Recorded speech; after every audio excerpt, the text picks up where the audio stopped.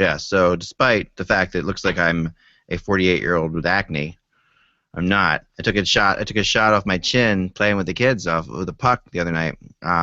Last night would be the other night, and yeah, hurt like a mother, and it's still it just was bleeding and still like bleeding like crazy. It's one of those things that's just like Well, disgusting. if you remember when we were talking about street hockey a couple days ago, I mentioned that I didn't like wearing a mask, which Yeah. every once in a while I'd take a shot in the face, but whatever. That comes with the territory.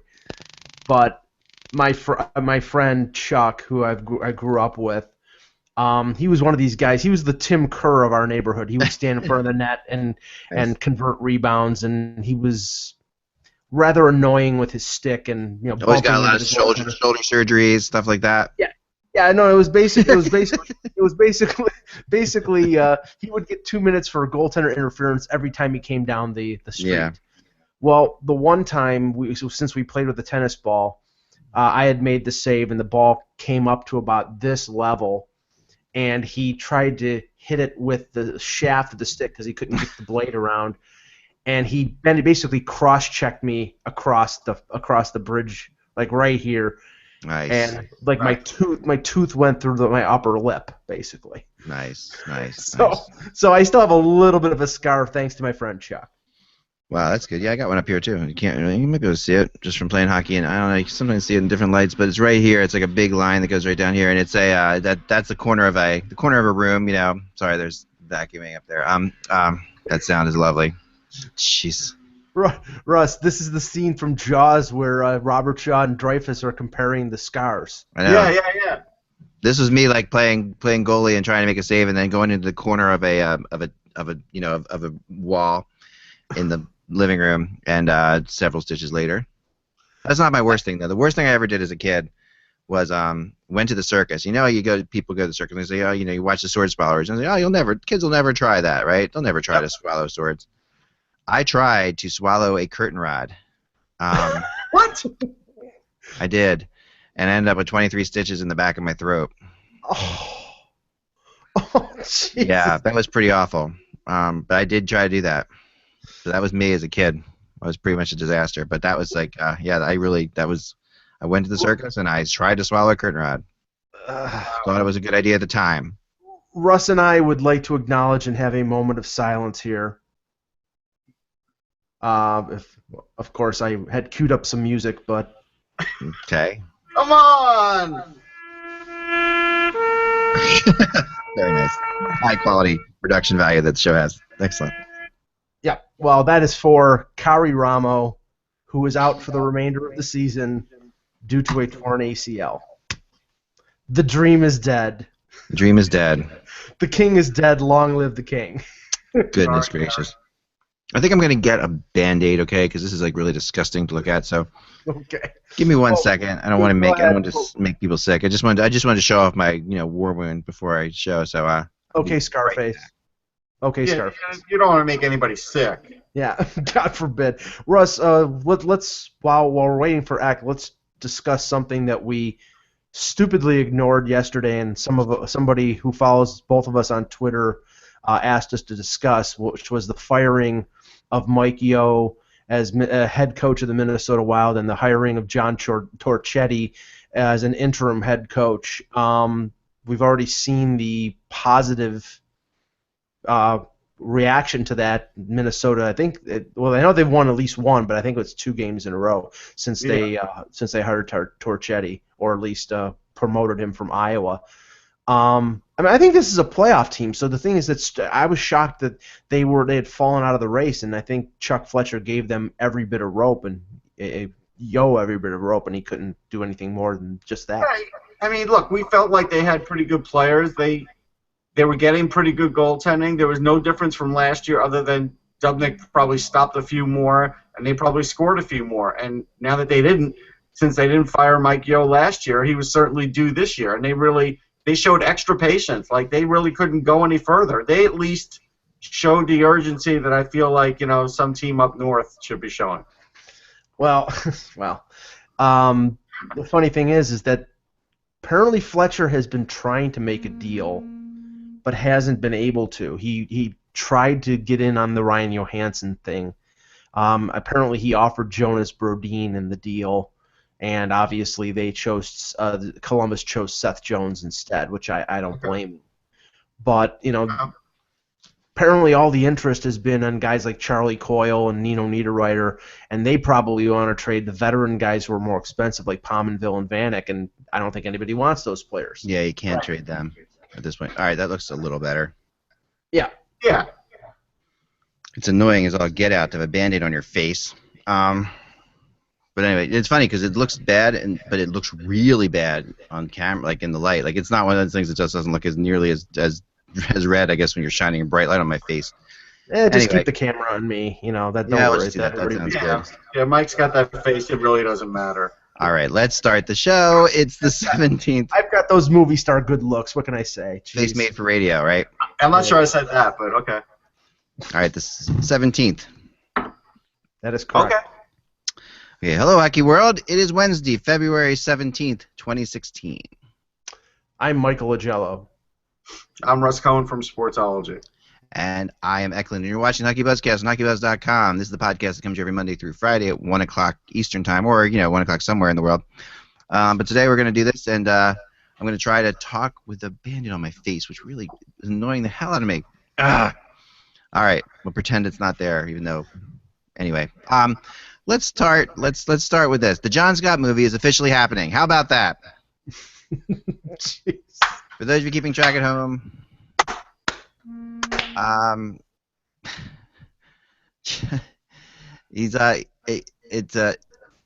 it's crazy. There is a John Scott movie.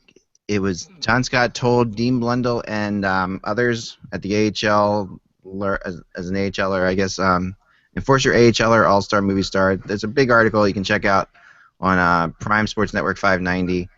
But it's it's completely it's funny. I had a call before I even went to the game from somebody, a writer, there's going to be a movie. and he said this could turn out. He did an article on me. He said this could turn out to be a movie. I've been approached by a few people. I wouldn't be surprised if they did a movie. Shane Gosselaar. And that was before I There, even that's left right to there. go Yeah, to that's the We're hearing the audio. What happened? We're hearing the audio Audio. of John Huge. Scott. It's for sure going to be a movie Stop. now. See, the funny thing about my new setup here is it's gone, right? Yeah. Yeah. My new setup is I don't hear the audio like that I'm playing. I don't know why. So you have to tell me when that happens. Okay. Let's go to Shane Gosselaar, who is the first D-man to post a 13-game point streak since Brian Leetch of the New York Rangers, and who did 14 in 1996. So not just now he's broken the rookie defensive record, now he's starting to chase other defensemen for their point streak record. Interesting. I mean, Russ, is this better than you thought he was going to be? Yeah, but I mean, I'm not going to go crazy and say he's a superstar now either, because if I did that, then we'd be talking about Brian Boucher for the Hall of Fame, and we're not. No Yeah, offense, Brian. I love you, man. You've But always you know been what I really mean? hard on Shane Gosselaar. A streak's a streak, and it can fuel a guy in a season. He's going to have to – we'll see how he reacts after the streak, and then we'll have to see what he does next year too. I always knew he was really talented. I always knew he was going to be a good offensive defenseman. I knew he'd make the NHL.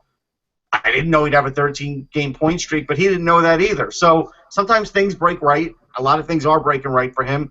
I think the new rules have helped him a lot. If this were last year, I don't know if he'd have it, So all those things come into play. Yeah, that's a good point. And he's got. I mean, is he in the Rookie of the Year talks now, Russ, for you? He's getting close, yeah. Yeah, at what point does he get? I mean, Panarin has kind of mellowed off a little bit. Yeah, I think another week or two of this, and he'll be right in there. Yeah, as is to be expected. And that would be a shocker. I mean, that would be definitely. I think he would have gotten good odds to go with Shane Gosselaar as Rookie of the Year when the season started. Yeah. If there are odds that exist for that, which they probably are. There probably are, but yeah. Yeah, but I don't know. I mean, I've been impressed. I've been very impressed. He not just like I said before. One thing you have to realize is really understand about Gosselaar is that he has been more than just good on the ice. He's been, like I said before, good in the Flyers locker room. He's a real fresh, a real shot of fresh air. And we wanted to show this video, Mike. Let me show you. I'll put this up here. Yeah, this was the Twitter sensation last night, and I forwarded it to Russ, and I was dying because essentially, I think Blandisi, the rookie for the Devils, he must be a disciple or fan of Nazem Kadri. Although I think he did like 10 Kadri times. never did one like this. Yeah, this is bad. This is good. Yeah, here we go. So I'll bring it up here. You can This check is this over out. the top. This is definitely over the top.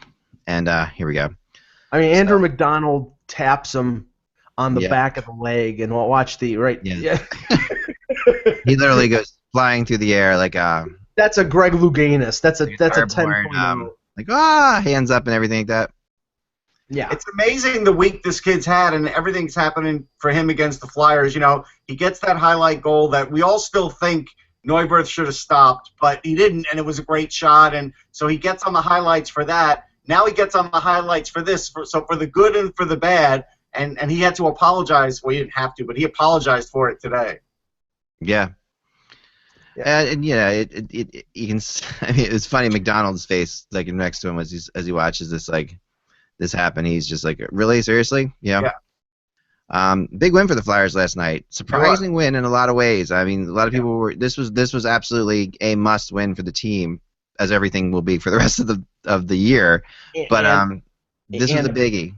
And a big loss for the Devils because I mean, right now, I mean, if you look at it. Unless Carolina or Philadelphia make a run to get back up into that group, there's 9 teams fighting for 8 spots right now. Right. Exactly. And it's not. And New Jersey, you know, I think we know that Ray Shero before February 29th is going to do something because they got a lot of cap space. They have a chance to make some extra so extra money with playoff gates. And they have an opportunity to go out, maybe add a couple rental players for reasonable prices. And if they do that, then I mean they have a chance. With Corey Schneider, they have a chance. Yep. Yeah, they do. In staying in the same division for a second, there was an article. I think this is NHL. No, it's on the Score. Sorry, where Rutherford, Ian McLaren wrote an article there, and Rutherford has come out and said. When asked about Phil Kessel, his response was, "Phil's done okay," Rutherford told the Toronto Sun. "You always want more from him because you know what a talent level he has and how he can score." So that's a ringing endorsement when your GM says, "You've done okay." He's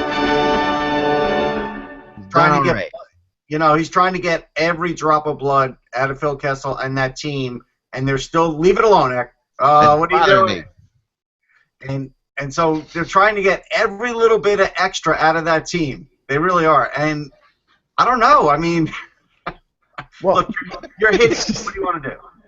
I'm surprised. Like I said, when they lost Malkin, and I haven't heard. I mean, he's been out for a couple weeks, so it's got to be something. I mean, not as season ending, but something serious if they have him missing. Yeah, it's relatively serious from what I've heard. Nothing. Right now, I'm surprised that they're holding on and staying in the race without Malkin. Crosby has really, really stepped up. Yeah.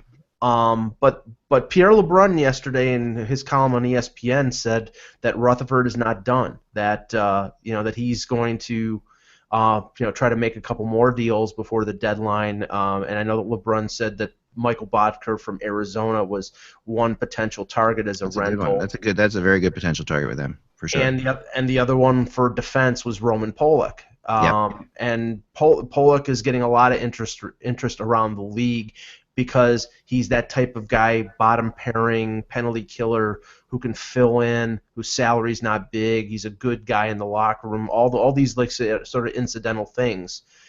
But I was just writing for my column today. Toronto already owns either Pittsburgh's first or second this upcoming draft, and either their first or second in the following draft, depending on if they make the playoffs or not. So it's unlikely that Pittsburgh is going to want to trade another pick in a deal for a Roman Polak. That's why I keep going back to the possibility of them trading. Tired group out there for the Lightning. Yeah. That was got some noise there again. My bad. That's why. Tired? Is it really showing? Okay. Yeah, that's why somebody like Matt Murray or Tristan Jarry, their 2 AHL goaltenders, they might be willing to trade one of them in a deal because they have Fleury, who's under contract for 3 more years. He's the number 1, and they can get a backup anywhere. So probably don't need two top-end prospects at the AHL level. Both of them were high picks too, Russ. One was a second, one was a third. Yeah, they're both good. I like Jarry a lot as well. So either one of them, you'd be okay. The problem is, it's like after this trade, like you do have your goaltender of the future, you have a goaltender for today, so you're okay with that. You don't have a lot else. And so, like, if they do this and then somehow they don't make the playoffs, then probably the next guy that's going to go is Malkin. Not this year, but some other year. It's a good, I mean, that's what I heard people talking about this yesterday. You know, you can never trade Crosby. You know, you can't. It's just not possible. Even though Malkin's been the better player consistency wise in recent time, but Crosby is Crosby. You can't trade Crosby. So yeah, I mean, I think that I don't think that's going to happen this year, but you're right. I think it doesn't even. It feels as if so much would have to go terribly wrong for them to get to that point, but. Well, not making the playoffs, to me, is terribly wrong only because of everything they've done. Yeah, because of everything they've done and because of where expectations are. I do agree. So how about Victor Hedman last night getting a game misconduct for shooting a puck at a ref? Here, if you didn't see it, here it is. This is iffy to me. I'm sorry. I don't know. This to me is you'll see it in a second here. That's the play right there. And there's two refs in the area. I don't know. I mean, this is a little bit. Have we gone too far here? First of all, Hedman doesn't have a reputation of being somebody who would do something like that. Second of all, how many times have we seen players flip the puck to the referee after a whistle for a face-off or after icing? Yeah. I don't think this was. I can't remember who it was that took a hard shot at the referee the one time. It was a couple years ago. But it wasn't like it didn't look like it was something where he was intending to hit the referee with a slap shot. Yeah, there's no malice in that shot. Right, exactly. So I think this is just maybe the referees being a little oversensitive. Maybe after maybe this is collateral damage after the situation with Dennis Weidman. They're Weidman. Also with the ref in the queue who got hit in the junk with with a can of beer. I mean, so refs know about this stuff and they don't want things to escalate. So, look, it didn't look like anything, but I get that they feel like they're under fire a bit. And we have the show title, "Hitting the Junk with a Can of Beer." Question is, Russ, was it the Labatt's or Molson's? I have no idea. Probably a cheap beer. Yeah, I mean, the Weidman, we're expecting some kind of reaction to the appeal. I think Weidman's. I got a feeling Weidman's sentence is going to be decreased a little bit. It is. I think that. Now, is this the league decision? This is not the third-party arbitrator, correct? Right. This is the league decision. Then it can go to the arbitrator. Well, if it doesn't get lowered below 6 games, it's going to the arbitrator. So. Yeah. So I'll bet you it doesn't get lowered below 6 games. It's not going to do that. No. The question I have is, does the games that he's missing right now count against the suspension? Yeah, they will. They will. Okay. They definitely will. Yeah, they'll be time served. Yeah. Yeah. I mean, it's my prediction would be 12 games. They would lower it to 12 games. I don't think they would cut it in half to 10. I don't think maybe they lower it to 12. Maybe they lower it to 12. And at that point, maybe Weidman just takes that. I know they said they would appeal. I think they'll go to 12, and then I think it'll end up going to 10. I still think it's going to end up at 10. I think it'll go to arbitration. So do I. It's very strange they would get lowered at all, though. In a way, I mean, it's not like this decision was made. It's like it feels like the same people they're appealing to are the people who made the decision in the first place. Like it's like I mean, I actually think the 20 was too much. I think this if it ends up being 10, I think this is sort of like the scenario where nobody will be happy, but that's sort of like where everything should settle. Like right now, the officials union and the NHL are happy because it was 20 games, and the NHL showed that they're sticking up for the refs. But the PA is not mad because this is something that maybe was tied to him being concussed, and maybe a little bit of overreach by the league. So if it gets brought down to 10 games, I think everybody will be a little upset, but that's what compromise is. Not everybody gets everything they want. Right.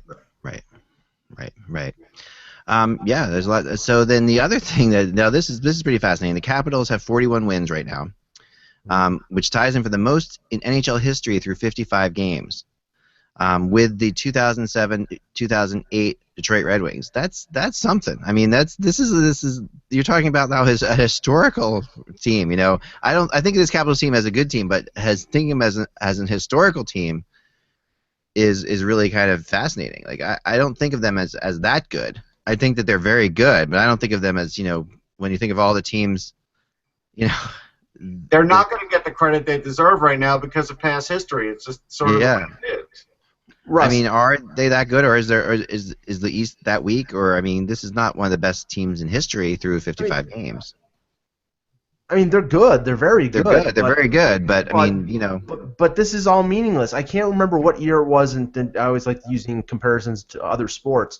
But Russ, that one year where the Seattle Mariners won like 110 games. Right. And then went to the ALCS and lost to the Yankees. Right. That's what the Capitals are right now. They're having a season for the ages, but if they don't win, if they don't go at least to the final, this is another, you know, disappointing year where they didn't fulfill their expectations. I mean, Ovechkin's having a great year.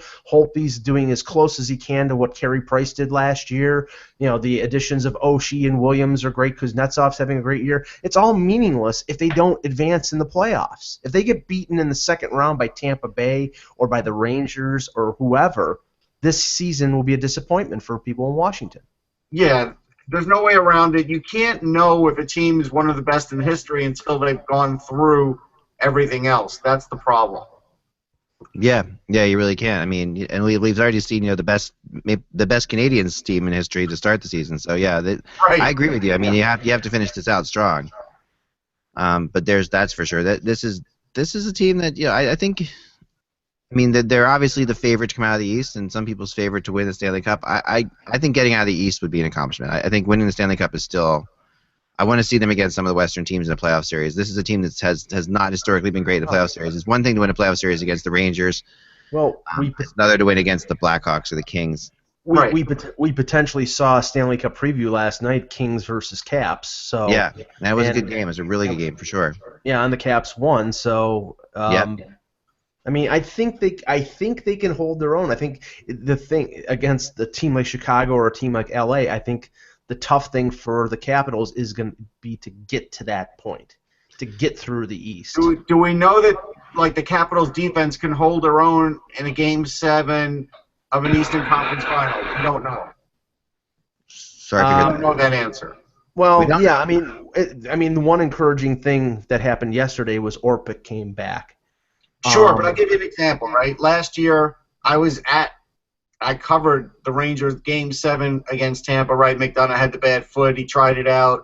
You know, all it takes is something like that where one of your best guys is just a little off, right, and you could have the best season in NHL history, and it goes down in flames that quick. Yeah, and I think that Brian McClellan, their GM, can't sit on his hands at the deadline. I think he's got to make sure that, okay, do I have enough defense to get through? You know, because now, okay, great, I have Orpik back, but do I have enough trust in guys like Orlov or Nate Schmidt or whoever they have as their depth defenseman to go through a challenging play? I mean, I don't doubt the quality of Alsner and Carlson and Niskanen, you know, the group that they had, but well, after that, it does get a little weak. Right, and that's why I think they need to go. They need to go out and get themselves one more defenseman. You know, spend whatever you have to get another. You know, last year they got Tim Gleason. I'm not saying Tim Gleason is a world beater, but you know he's a veteran guy who plugged in on the bottom pairing. If you get somebody like that, that helps your depth. Now, Russ, have you been following what's going on with the Flint Firebirds? What do you mean what's going on with the Flint Firebirds? What's going on with the Flint Firebirds? The newest team in the OHL, right? They are a new team. Yeah. They are. There's an insane drama going on there. Well, this is the coach of the coaches. Okay, so this is still going on. I thought this was the coaches have been re-fired again. Okay, so I thought they settled this. They did. So the coaches, for those who didn't keep track, a little while back, the two coaches were fired by the Flint Firebirds, at which time the players held this they walked out. Their rally. They walked out. They said we want this is our coach. These are our coaches, John Gruden and Dave Carpa, the two guys. And miraculously, the team said okay. You know, the team said, which is kind of unheard of. You know, the team said fine. You know, and I guess and they rehired them. Right. Well, now they have been refired. And there's no word on if the players are walking out again, but there's a whole legal there's a legal team basically that is transcended on Flint to tell the players they have to stay. So this is like it's really. Has David Branch been quoted on this yet? The commissioner. I have not heard. I have not seen it. If he has, I was looking for it.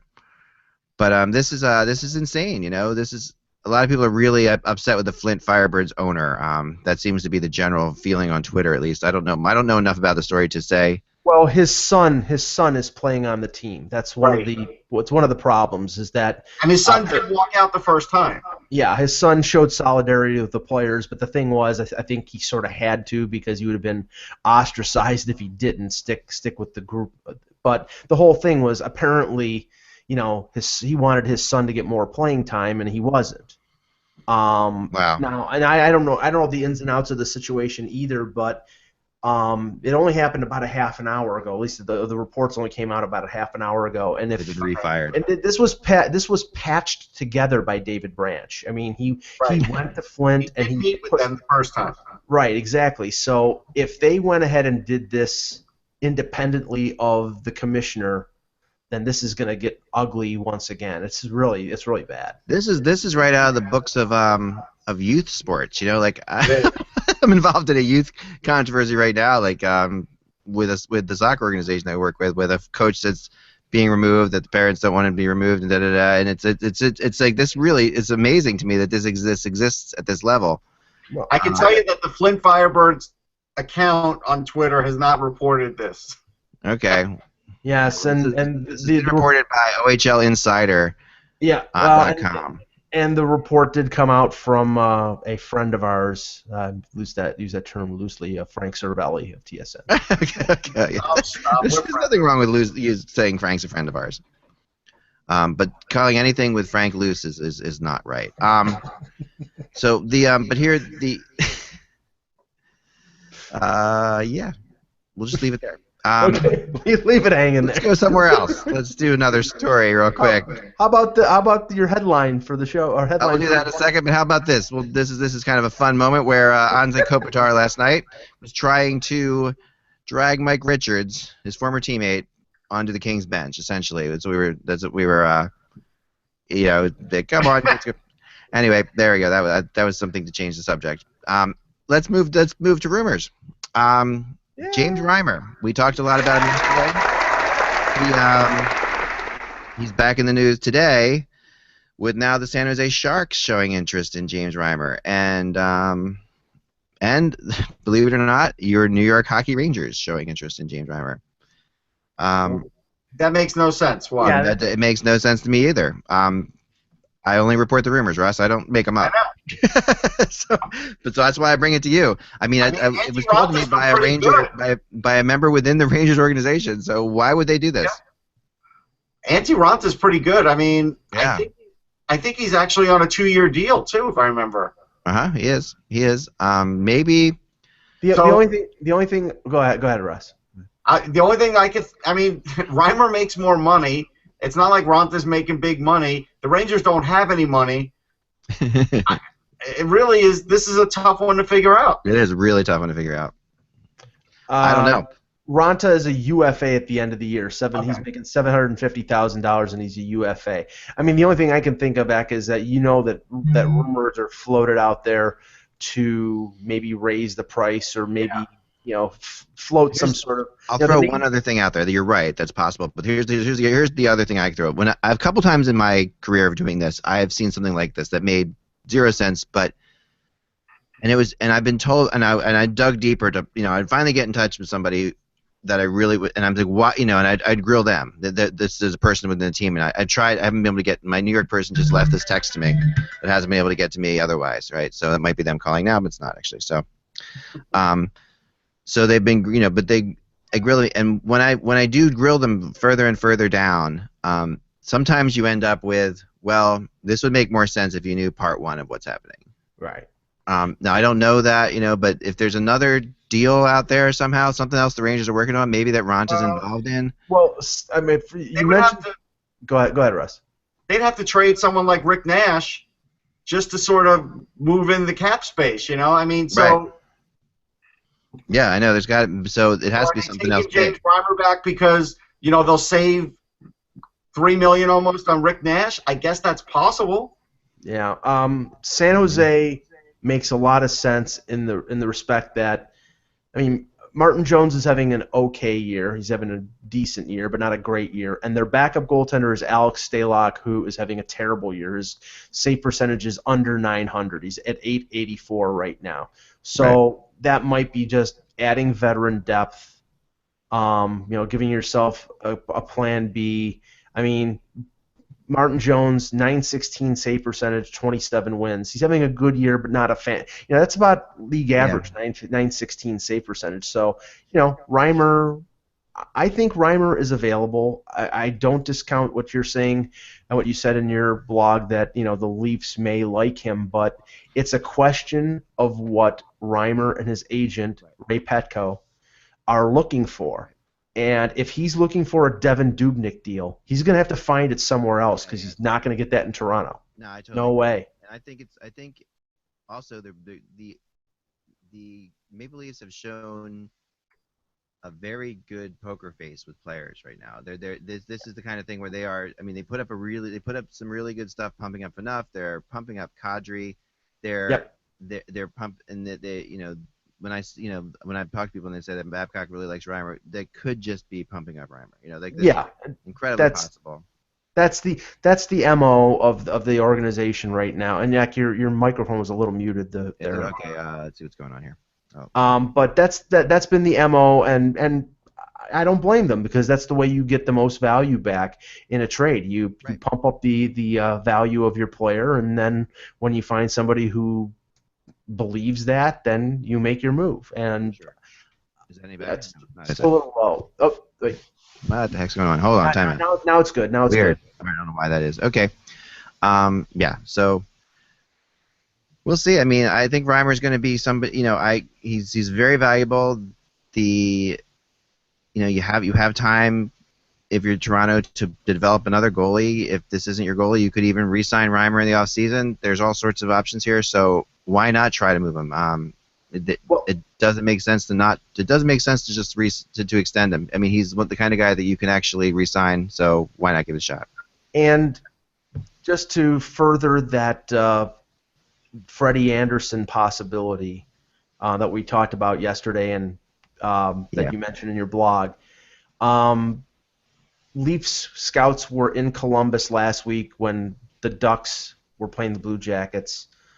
Last night they were in Edmonton. There were a ton of scouts in Edmonton, and a Leaf scout was there again to see Anaheim and Edmonton once again. I mean, Edmonton's going to be selling, so that doesn't really make a lot of sense. But Anaheim is buying, and I would doubt that they're going to move Anderson before the deadline, but they may be just doing their due diligence for the summer and checking out what Anderson's doing right now. I mean, if they did trade Anderson right now, the Leafs would probably have to trade either Bernier or Reimer in a deal going back because they don't want Gibson to just be the only goaltender there, and unless they have confidence enough in Anton Khudobin that he could be the backup for Gibson in the playoffs. Yeah. This is kind of a strange story, this next one. Ed Belfour's 2002 Salt Lake City Winter Olympics ice hockey gold medal is up for auction. Mm-hmm. It's he won it for Team Canada. Here's the auction itself. So this is on classicauctions.net. Right. And the current bid, if anyone out there has an extra $22,000, you can get in on this. It's which isn't a lot of money for a Winter Olympics gold medal. I mean, there's still 6 days left. Right, it'll go up much higher. It'll probably, I bet it'll go to like 150.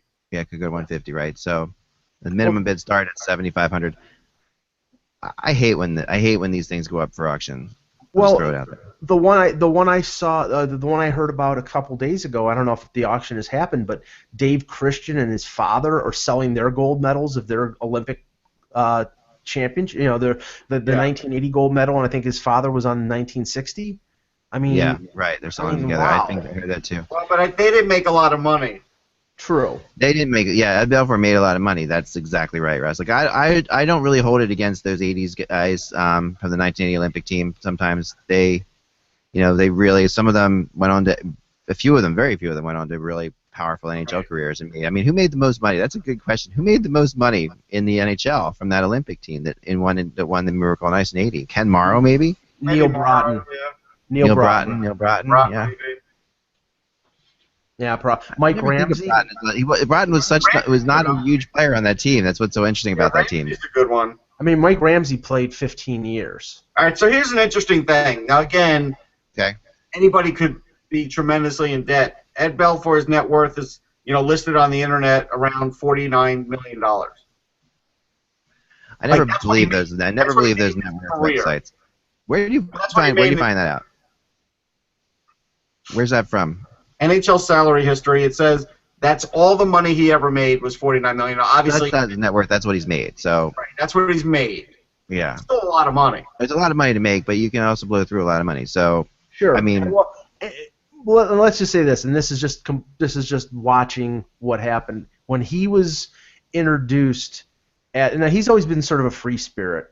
But when he was introduced for the Hockey Hall of Fame at the ACC the one year, it was him, Gilmore, Neuendijk, and there was one other player. Everybody was dressed up in a three-piece suit. Eddie Belfour came out in a leather jacket. Yeah, that's Eddie. He has his thing. I mean, did you guys ever hear the story of him? I know you heard it, Mike, but Kevin Allen's Eddie Belfour story. Oh my gosh, it's one of my favorite stories. It was when he went to interview Eddie Belfour when he was in the Maple Leafs at the time of his height. And he was going to do a story on him for USA Today. He shows up there in the middle of the day, and just to meet him because he wanted to meet him at a weird time. He goes into the locker room, and Eddie Belfour is lying buck naked on the Maple Leafs logo in the middle of the locker room, listening to music with his headset on. And Kevin says, "Oh, excuse me." And he says, "Oh, no problem, no problem. I was just waiting for you." And but that is Eddie Belfour. He is the epitome of the weird, quirky goalie. That he invented that. There's no question. He is. I mean, he's the definition of that. I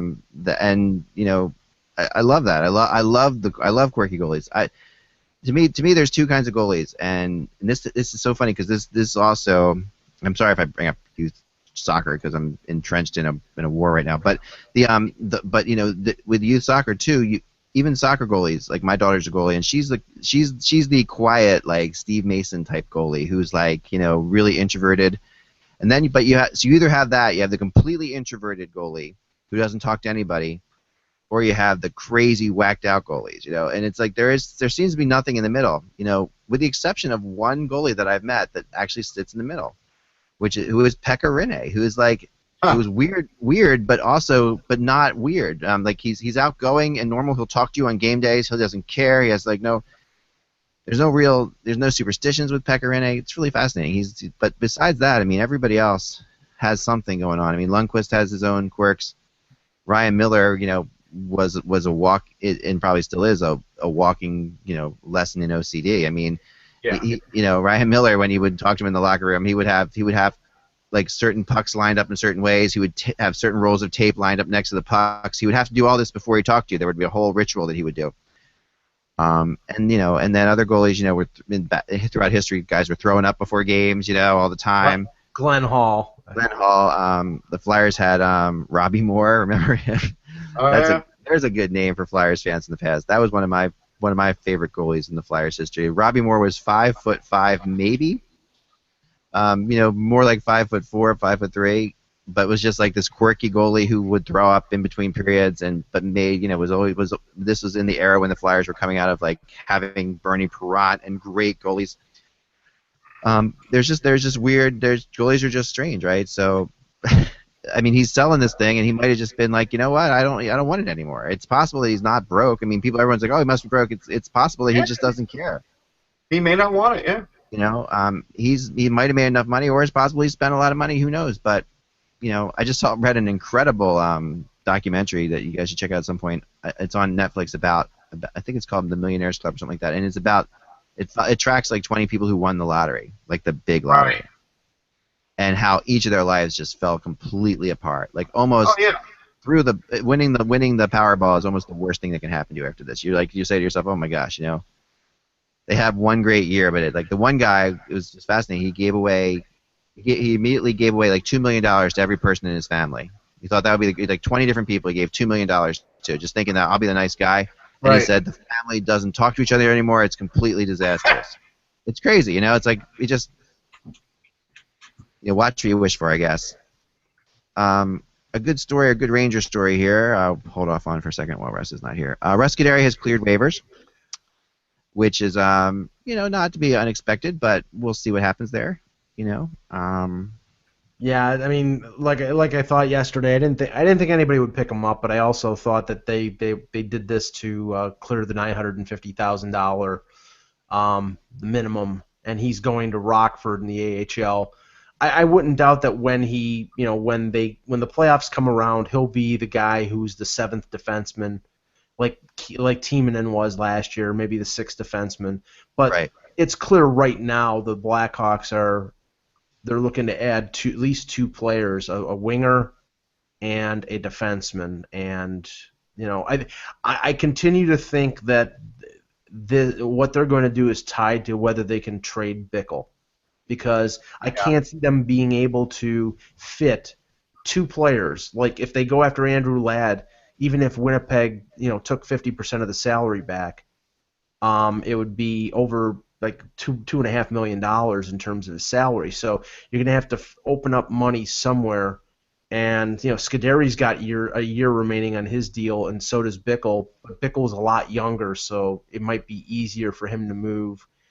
And again, I keep saying a team like Toronto that's got a lot of cap space and a lot of flexibility when it comes to putting guys on LTIR, that might be a move that they would do. Right. I've heard different things about Bickle. I haven't put him on the rumor chart yet because I've heard that that they really haven't yet decided what they're going to do, and that there still are some people in Chicago that like Bickle as a playoff performer.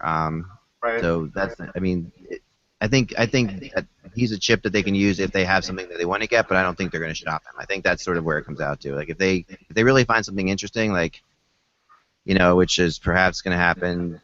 With Andrew Ladd or something like that, then yeah, maybe they do. But otherwise, they could keep Bickle as well. Right, and if you look at the fourth line they played against Toronto on Monday, it's a lot of guys from Rockford. Vincent Henostra and players of that nature. So I mean, he could fit in on a fourth line situation in the playoffs because he has won 2 Stanley Cups before, and he knows what it's about. But I think his speed is the problem that limits him. Yeah, I agree. All right, so it's Conspiracy Theory Wednesday, Mike. So and Russ, I'm going to throw out my conspiracy theory for today. Okay. And then we'll do a card here, and then we'll do our world famous draft rendering. But first off, the website vegas.nhl.com. Okay, it has long been this. So if I'll show you if you went there, it has been this. Now, I was told this was pointed out to somebody before. So this is what it's always been like a little advertisement to go to awards, in the whatever, in Las Vegas, and it's been this for about a year and a half now. It was still like this. Okay. And it was like this until yesterday. Now today, if you go to that same website, it's bigger. you get this. All right. So here we go. Ready?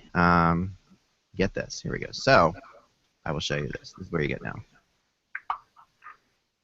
It's nothing more exciting than showing you a not found 404 error website. Ooh. Now this is not like sometimes you go to websites that lost their trademark or whatever, but this is an NHL.com subdomain. So Right. for those people on the internet, that means that this was taken down on purpose, and so people in Vegas now. Especially the guy who sent this to me, who I thank for because we love these kind of conspiracy theory stories. He said, does this mean that an announcement is coming, that something is imminent? That is there something, are we going to hear something about Vegas and the NHL? Or is this just somebody who took down that because that's last year's... redesigning that part of the website and waiting until June to, Right. to have it up there again? It could be, but the thing is that the last comment that I heard out of the prospective owner of the Las Vegas franchise, which is Bill Foley, was a comment that he made saying that he was naive about the process and that he thought that something would have already been done by now and that it hadn't. So to me, that maybe means that it's being delayed further, or maybe it's the complete 180-degree opposite in that something is imminent, but I don't think there's any way we'll know. Right. No, we won't. I mean, we won't. And it's the kind of thing you really do get the impression that Vegas and Quebec are getting teams. Like I got, when you talk to people, that's the way it goes. And they'll sit there. I don't think they're both coming in at the same time. You think Vegas is coming in earlier, right? Right. Not so sure. I mean, the building in Quebec will be done soon enough. So will the Vegas one. Go see right. it. Remember, I posted it. Yeah. So I don't know. Yeah. I mean, I don't know what the benefit of them bringing one team in and not the other is. Gary Bettman was very slippery when questioned about Quebec. I think it may have been at the All-Star break. I think people were asking him whether the franchise in Quebec was tied to the deflation of the Canadian dollar, and he really didn't. He deftly avoided making any connection. But with the dollar, what is it, 60 cents right now? It's 40%. I don't know. Yeah, it's something. It's something ridiculous.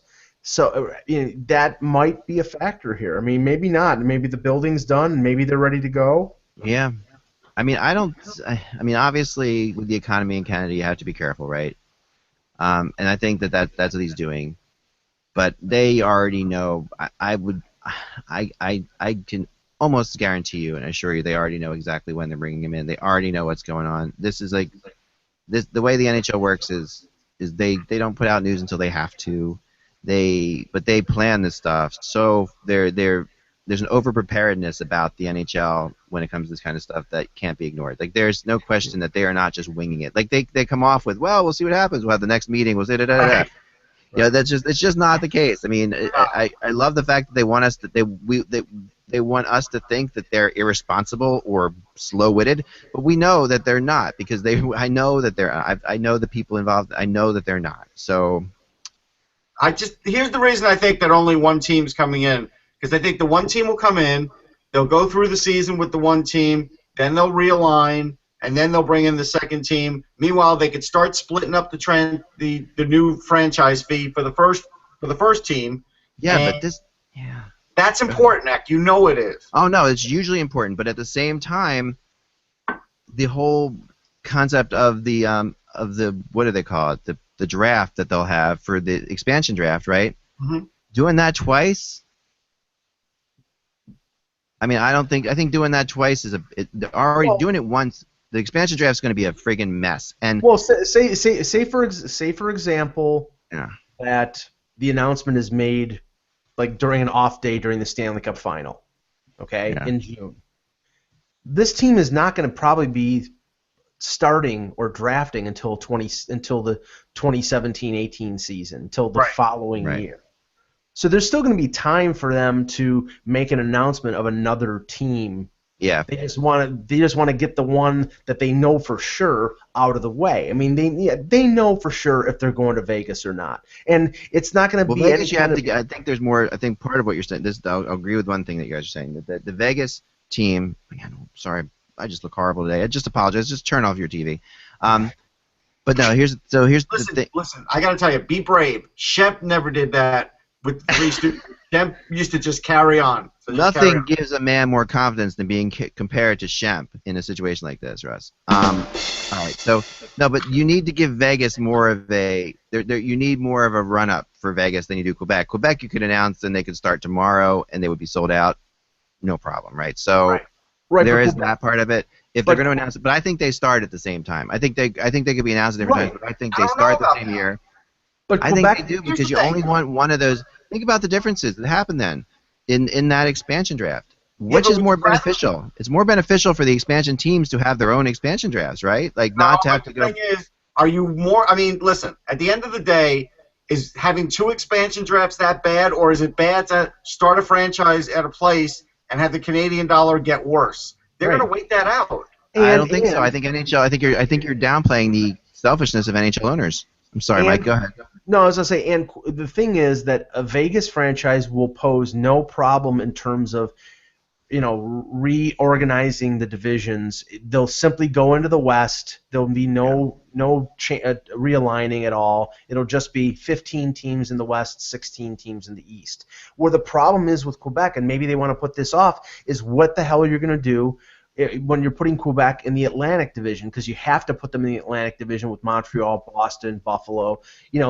Detroit doesn't want to move. Columbus doesn't want to move. Who the hell is going to move? So, I mean, that's the problem. I mean, yeah, I think Quebec's waiting. I think the first one gets announced, and only one goes in. We have another bet here, Russ. We can put another bet on this one because this is I tell you. Listen, I'm more than happy to bet on it. You know that the window's always open.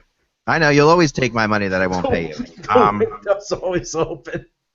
Yeah, but no. The thing is, if you're an owner of a team, you don't want to live through 2 expansion drafts because that exposing players twice is just bad in every which way. Well, the one thing you do want to because you can lose some contracts. Right. Yeah, but no, that's a whole other. That's a story I'm working on, which I cannot get into. But there's a whole other story. But I'm not even going to tip it off because it's something I'm working on very hard. So no, but you're looking at it the wrong way. I mean, if you're a team that's close to capped out, you are not going to protect some of these guys that you're not thrilled with their contracts. Yeah, but I can't talk. Hold that thought. I'm just saying. I'm not going to until like later in the week because I have a really good story coming out about that. I'm not going to ask the question that I was going to ask or say the thing I was going to say because I think it's what you're going. You probably know what I'm talking about, Mike. Because we've talked about it. All right, our buddy David Isaac. Dave Isaac is a Flyers writer in Philly. Great guy. Definitely should follow him on Twitter. He's at Dave G Isaac. He tweeted this out last night, which I really appreciated. Jordan Tutu, who wears number 22, tied the game 2-2, scoring his first goal since December 22nd, and he tweeted this out at 9:22 last night.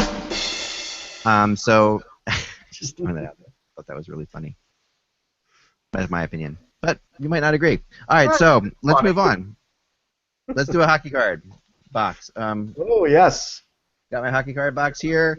Today we're going to go, since you guys don't like the upper deck, we're gonna open up this Topps 1990 hockey's card box right here, which has gum in it. I was going to say, does it have gum? So it does. I'm gonna try to eat gum. No, don't give yourself botulism. You already got a scar on your face. You can't get botulism. This gum is 26 years old. Right. All right. So this gum can order its own drinks at a bar. Should I get taps ready again? No. A good buddy of mine did the same thing. He chewed it. It's just disgusting. That's all. I'm not gonna. I can't do it. Maybe we'll see. All right, but let's go to the pack. Wow, that's crazy. Oh, 25-year-old. What were you doing in 1990? That's the question. This is now the oldest. Officially now, it takes over as the oldest food in our house.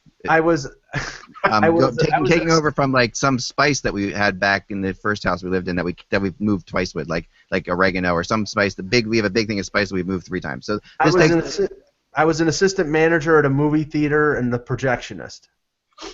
I was an assistant front office manager at the Hyatt Richmond and got to have an interesting job and meet like the members of Yes when they stayed there and some other things. So it was fun. That was when I was living down in Richmond. I had just left college and told my parents that I was getting signed to a record label and I wasn't going to use my journalism degree. that 1990 was a good year. You wasted your college for nothing. Yeah. And I said, well, I didn't expect this, but hey, I'm going on a record label. I'm going on a tour. So, hey, what can I do? That was a great year for you. It's a good year. Holy cow. I've got a card that's very valuable in here, right, Russ? No, you don't. Wayne Gretzky, come on. Yeah. What's this worth? What do you think? What do you give me for this? It's worth a quarter. A quarter? That's not bad. I'll take a quarter. All right, so now, these cards look old. It's pretty funny. Now we're going to go through all these cards. These are interesting. All right, so here we go. This is a good one. Here's the important thing. There's still actual cardboard. Most cards aren't anymore. They are cardboard. Here's another good one. Lost to your stock, Craig McTavish. How about that? Yeah, we would know that one no matter what. I'm not going to say anything. This guy is still involved in hockey. Phil Bourque. Phil Bourque, very good. It's a good Maine Phil Bourque had, yeah. This guy is still involved in hockey. Ron Francis. Yeah, it's Right. Dan Petra would have got that in about 3 seconds. This guy is still involved in I had to hockey. wait for it to get clearer. Say something, I can't see This it. guy's still involved in hockey. Pat Flatley? Nope. LaFontaine? But this might be the only one of these brothers that isn't involved in hockey. No, he's still involved in hockey for sure. Brent Sutter. Brent Sutter. Brent Sutter, right? Brent Sutter, yeah. What is Brent Sutter doing these days? He's the GM of that Calgary Hitmen? Yeah. This guy's not. Oh man, this is a flyer. This is one of my sister's favorite players of all time. Lindsey Carson. Oh, Peter Zezel. Peter Zezel. Yeah. I didn't get to see his face. Yeah, Zezel. Very sad story. Very sad story, Peter Zezel. Yeah. But Actually- really great guy. This guy's still involved. Wow, this is incredible. This guy's still involved in hockey here. Right? Come on now. Is that Patty? That's Patty Raw? Patrick Waugh. Yep. Right? Patty Roy. It didn't even look like him in that one. Huh? This is crazy. Don Cherry calls him. This guy's still involved in hockey. Yeah, Eddie O. Eddie O, right? This is a fascinating deck. Come on, you have to admit that. That was a Leaf card probably. I don't think he was traded to Winnipeg yet. Yeah, it's a Maple Leaf card. So, and there's only 5 guys left in this thing that are sort of here's a top prospect for you. A guy who later, I believe, played with the Maple Leafs. Fun. This will be good. I believe he played with the Maple Leafs eventually. Mike Craig. It was a defenseman, I think. Let's see. He's a very steady defenseman who will contribute. I bet you anything. Kevin Allen wrote the backs of these cards, by the way. Yeah. Bobby Rouse. Very steady defenseman who will contribute more and more as he matures. Seldom caught out of position, prefers taking care of the defensive zone to rushing the puck up ice. A robust body checker when he gets the chance. Is it Bob Rouse? Not Bob Rouse. He's a left-hander. He played for the Sault Ste. Marie Greyhounds. He was a third-round draft pick. Just say his name. His name would be Rob Zettler. Oh God! Oh, Zettler, He played like on 5 seconds for the Leafs. He did play 5 seconds for the Leafs. And then this guy was actually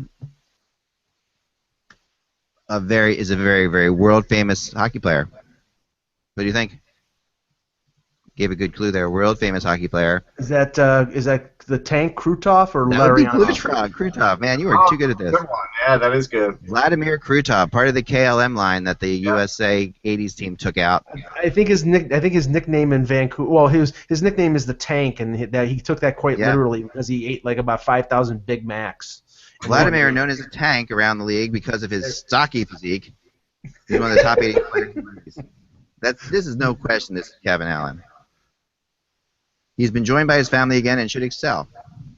Interesting. At eating. At eating, yep. So that's all. The other players that are in here, just quickly, were Yves Racine, Okay. Craig Willanen, Former first-round pick of the New Jersey Devils. right? Yeah. Terry Bradshaw. There he is. No, Bradshaw. Bradshaw, right? Sorry, Bradshaw.